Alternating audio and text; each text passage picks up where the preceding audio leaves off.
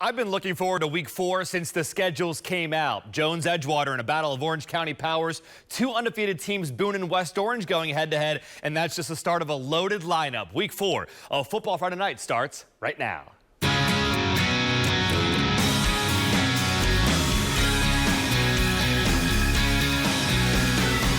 They're coming in from far and wide, filled with team spirit and hometown pride. All fired up from the big pepper rally last night. Hear the marching band playing the fight song. Teams charging the field, ready to get it on. Cheerleaders working up the crowd with all their might. That's what I love about a high school football Friday night.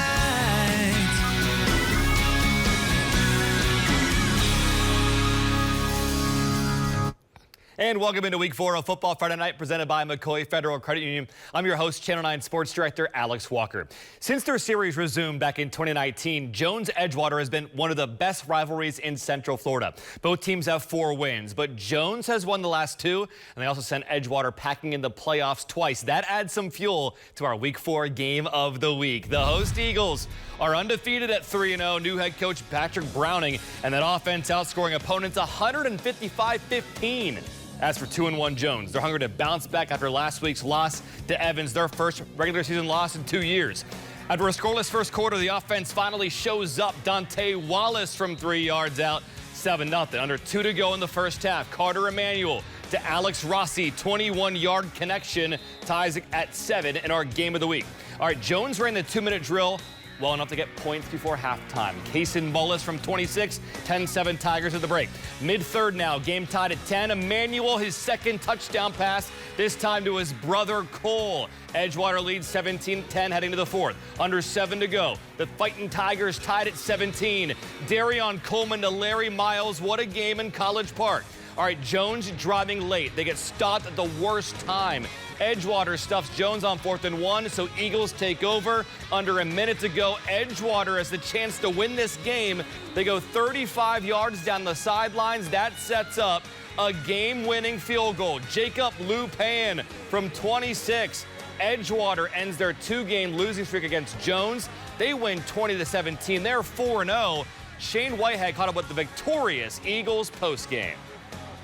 You know, anytime 2 great teams play, you really never know how they're going to go. You know, some people thought it was going to be a high-scoring game, and it was 10-7 at halftime. So I think what you saw was 2 teams battle for the full game all the way until the end, and we made a few more plays than they did and came out on top. Did you know you had it after the 4th down stop? I felt good momentum. You know, we work a lot on our 2-minute drill. I felt confident in the plays we had dialed up for it, and the kids executed to perfection. That's the best feeling in the world, y'all. I mean, I was a little nervous, but my boys on the sideline hyping me up, keeping me tall. I just went out there, just did my thing.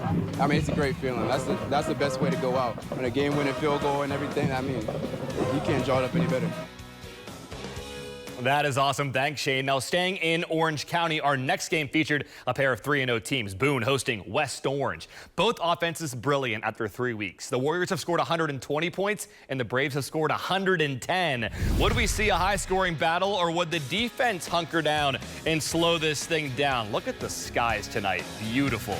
All right, West Orange gets on the scoreboard first. Andrew Chung to Sean Tulloch on 4th and 4.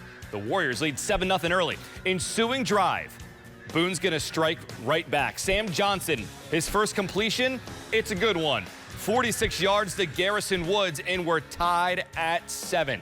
Let's go to the second quarter, shall we? Aaron Hardy, he finally breaks one. The start of a big night. He goes for 210, 3 scores. Boone takes his first lead, 14-7. About 90 seconds later, here's the response from the visitors. Screen pass to Dougie Glover. Yeah, he's gone. 35 yards to the house. Boone led 20-14 at the half.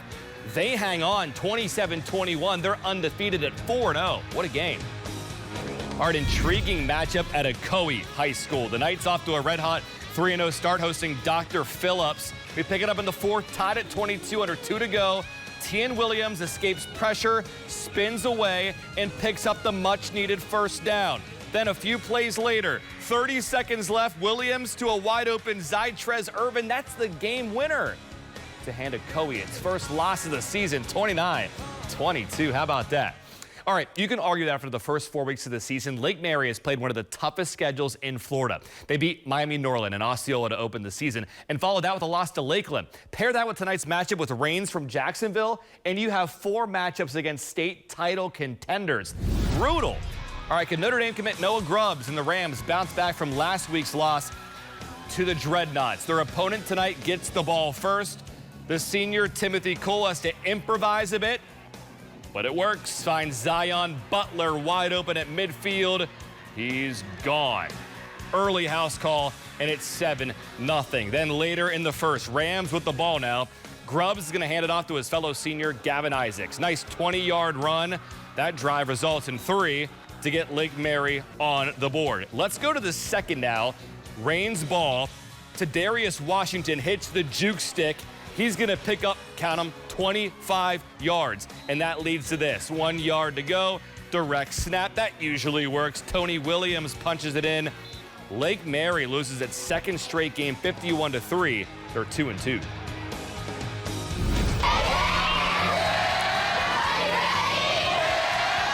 Well done, student section, from Lake Mary to Lake Brantley. The undefeated Patriots playing host to Flagler Palm Coast. Let's pick it up late in the second. Lake Brantley up 21-7. Sophomore quarterback Jackson Stecker hands it off to KJ Bradford. He's going to muscle his way into the end zone. Actually close, inside the 5. No problem there. Leads to this. Stecker can't find his receivers, so he's just going to do it himself. Walks in for the score. Patriots up 28-7. And they weren't done yet. Stecker looks downfield. Kid's got a cannon. Finds the senior Davon Washington. Beats the safety. House call, their 5th touchdown of the half. Stecker throws for 2, runs for 2. The Patriots are 4-0, 48-7. All right, to Volusia County we go. Another highly anticipated showdown between Spruce Creek and Mainland. The Hawks are perfect at 3-0. The host Buccaneers also undefeated at 2-0.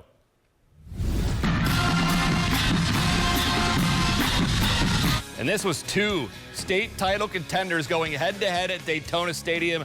Late in the first quarter, game tied at 7. Sebastian Johnson lets it rip. Finds Chris Butler down the sidelines, having fun while he's doing it. 59 yards, 13-7 Mainland. All right, Spruce Creek trying to counter now. P.J. Miller drops back. Watch out. Sacked by Malcolm MacArthur. He had a handful of sacks tonight.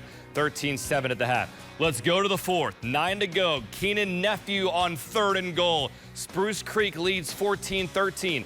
Early 4th. Mainland's going to go back in front. David Aponte from 30 yards. But it's Spruce Creek with the game winner with 18 seconds left. They take down Mainland 20-16. They're 4-0. All right, Spruce Creek has a chance to go 5-0 next week against Titusville. We're just getting started here on week 4 of Football Friday Night. Don't go anywhere. When we come back, Wekiva battled Eustis looking for their first win of the year. Find out if they got in the win column. And over at Lake Highland Prep, the Highlanders hosted their 3rd straight home game against Orangewood Christian, plus undefeated Umatilla in action last night against Interlachen. We've got highlights. We've got post-game reaction and just a few. But first, time for our Battle of the Bands. The Edgewater Eagles are first up. Here are the sights and sounds from Orange County.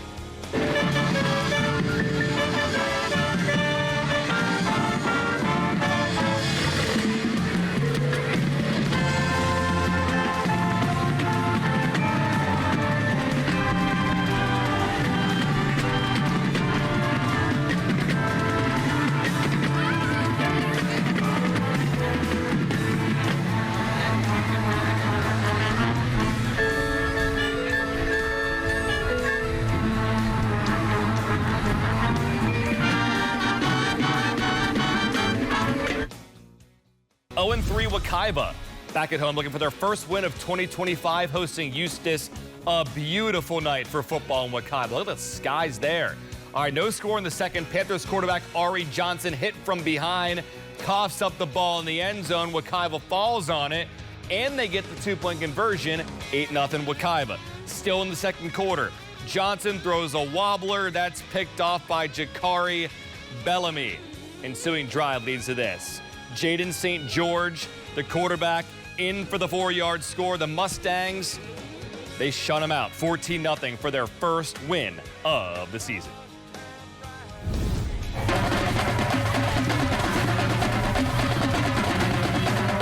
All right, Lake Highland Prep playing its third straight home game to open the year against Orangewood Christian. LHP gets on the board first.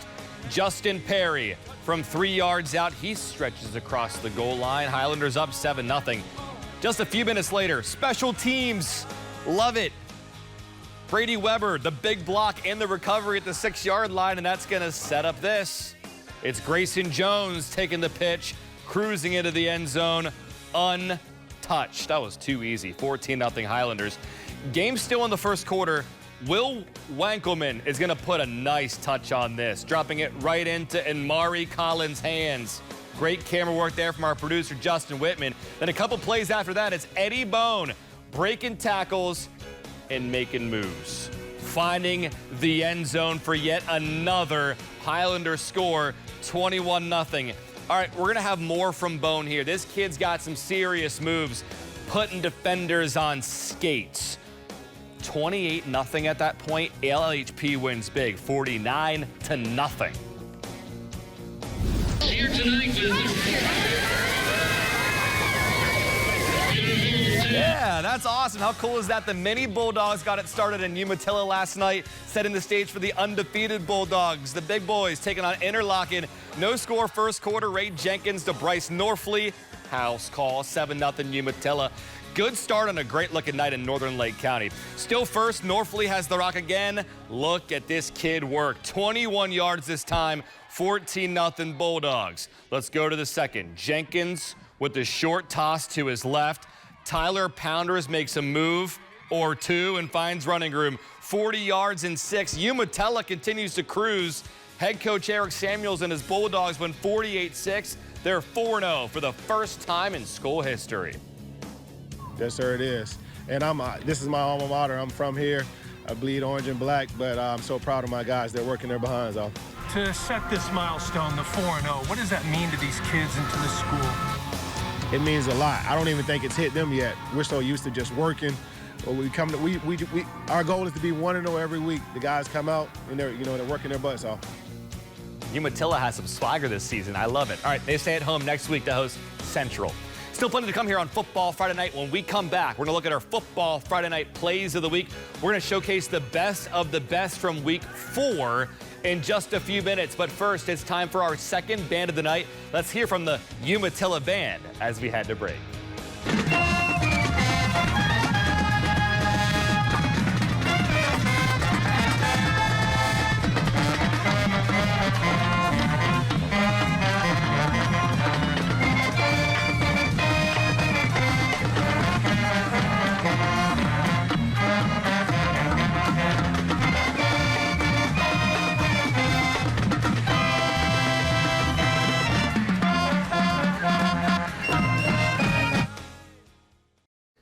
Welcome back to Football Friday Night, presented by Ocoee Federal Credit Union. It's time now for our plays of the week, and there is a heavy emphasis on game winners. Play number 1 comes to us from our game of the week between Edgewater and Jones with seconds to go.